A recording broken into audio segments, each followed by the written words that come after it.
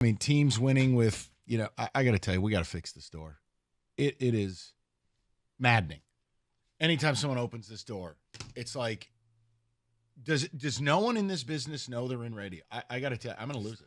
A little bit of WD-40. I'm going to lose it. The point I'm making is the Lions were able to not play their best, still win, and they did it. They finished the game in the quintessential, backbone of what this team is.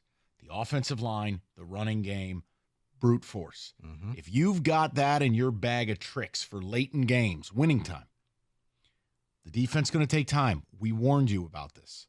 You have a lot of young pieces, a lot of new pieces. No one played in the preseason. It's going to take time. So just breathe. But one thing I wanted to bring up, Rico, you heard Jeremy Otto's update. And obviously we'll get to Michigan, but Michigan State, that was a credibility win for Jonathan Smith, meaning early in a tenure.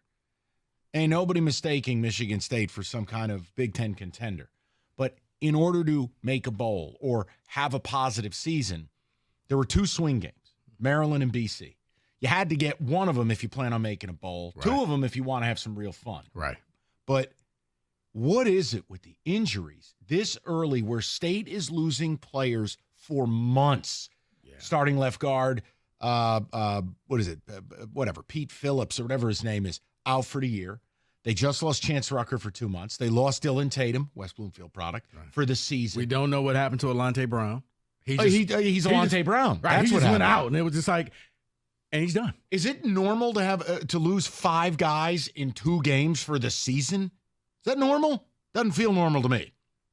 Sorry. No, and yet losing another one. So I don't know, because maybe it's how they practiced, leading up to the season. I don't know, but yeah, you're right. You get a lot of he's out for maybe a few weeks, but yeah it's just like, and he's done. But overall, here's the other thing.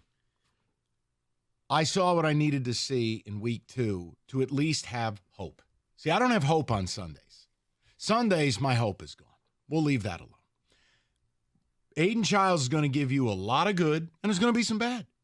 I'm accepting of it. He made his second career start. He made some throws I haven't seen a Spartan quarterback maybe since Jeff Smoker make. All jokes aside about the Grand Rapids courthouse. Smoker made some throws, and you're like, okay, that's not normal. I don't know a guy who's had an arm like that since him. Right. But then the frustrating part comes where I know. You're like, it's the give back. How did you miss the tight end who was wide open? Even the corner had conceded a touchdown. It's the give back. And he looks over and was like, whoa, are you throwing it to me?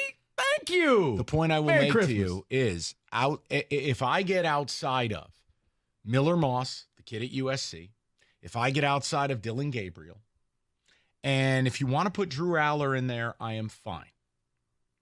The point I'm making is there's an ability that if Aiden Chiles can smooth some of this out, it comes with reps. It does. Time. It does. Is there a chance he could enter as the 4th best QB in the conference?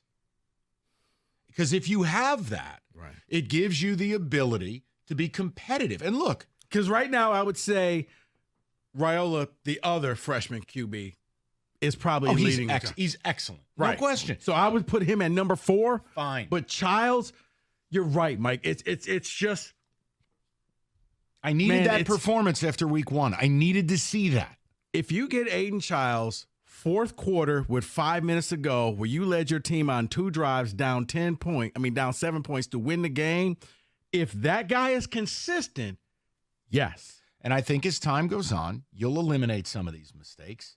It takes time. Yeah. Look, the difference between him and Davis Warren, you're getting a lot of you got great plays from Aiden on Saturday. Great play. That throw to Nick Marsh, the throw to Jerron Glover, great plays. Right. There's nothing from Davis Warren. It's only bad. So understand, I'm not telling you my guy's perfect here. And in fact, a week ago, I wondered if it was Stevie Wonder and his keyboard. During the game, I was still wondering that. But overall, really nice road win for State under a new coach, new regime, 61 new players. They were down 10. Things didn't go right, and they rallied up and won a game, and that's fun. They could have thrown in the towel and just said, well, we're done. If not, he threw Mike, the pass to Nick Marsh wasn't even the best play for me. The best play for me was he learned. Earlier in the game, 3rd down, 3rd and 8, He runs to the sideline, and instead of picking up the first down, he tries to do the Patrick Mahomes. I'm going to stick the ball over the line, and the refs were like, no, that's not how it works in college. We're going to go where you stepped out. State had to punt from the 50. On that final drive, 3rd and 2, he just lowers his shoulder, picks up the first down. That tells me he's listening, he's learning. So you're right. You're not making the same mistake twice. And that's the thing. I'm okay with young quarterbacks. You're going to make mistakes. Just don't keep making the same mistakes. Now, hey, Aiden, stop turning the ball over in the red zone. I know. Hey, ultimately, they're far from good. There's just, I think the win against Maryland gives hope. And this is a fan base that primarily in the last 5 seasons, outside of the K-9 miracle, has been hopeless. Yeah. I just think that a lot of games are going to be very stressful like Saturday's was. Yeah, hey, you want that. That means you're in a game. You know what I want? I want to be like Kenny. I just want to sit there and watch a game. 52-3. And decide what I'm going to be at halftime. What am I going to do next? What am I about to watch? Well, no, I know they're nowhere near Georgia, but you just want one of those games where – then enjoy Prairie View. 248-539-9797. Bottom line, the middle of the schedule is still very daunting. But here's the one thing I know. Take Ohio State and put them to the left. They're impressive. The other 3 teams in the middle, do you think more of them today or less of them today than you thought when the season started? Michigan, Iowa, Oregon.